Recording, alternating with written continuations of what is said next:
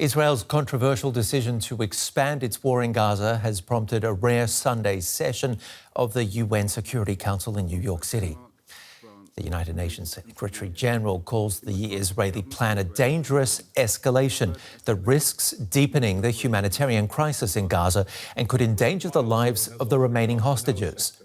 But on Sunday, Prime Minister Benjamin Netanyahu defended the decision, saying the new operation by Israel's military will be launched on a short timetable.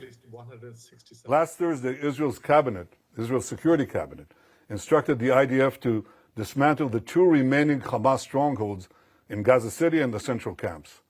Contrary to false claims, this is the best way to end the war and the best way to end it speedily. Our correspondent Emily Gordine was at that press conference for the foreign media. Emily, what more did Netanyahu say about Gaza and the hostages?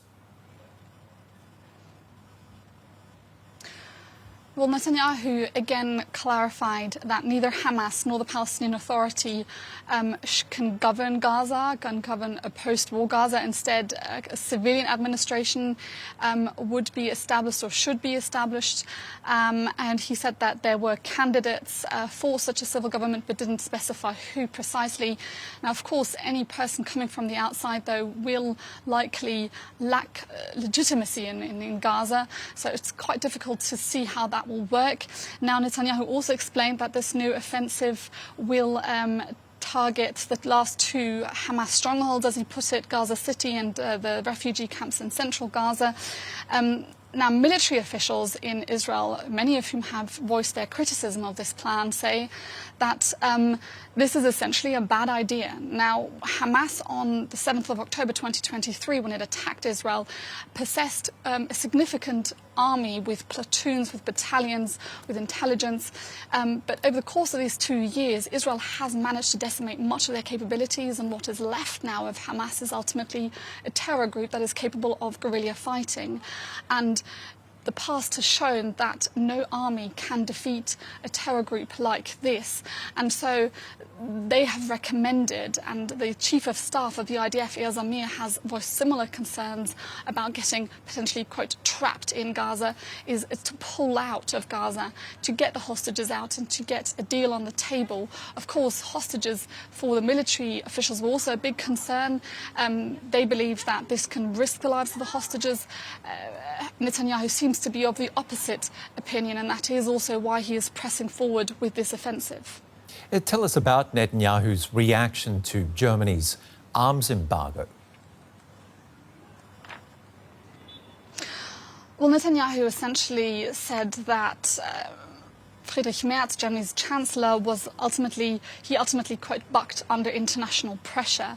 And Netanyahu himself hopes that Merz will eventually change his mind. Netanyahu said over the course of this press conference that he had spoken with several European leaders about, where they've voiced their support privately for Israel's actions, but that they could not stand against public opinion.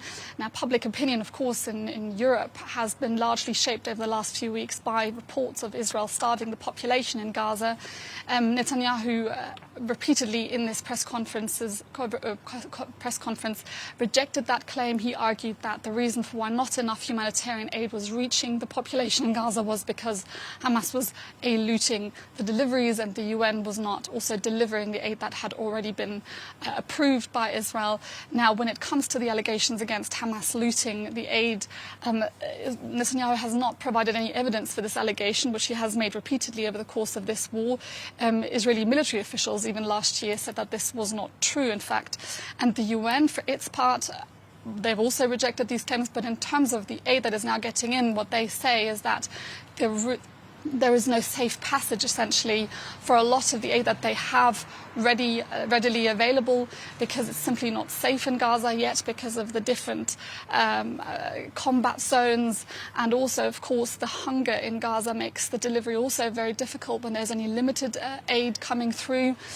They say that they have over 6,000 truckloads of aid ready if Israel would allow this aid in. Of course, Israel is in control of what goes in and out of Gaza.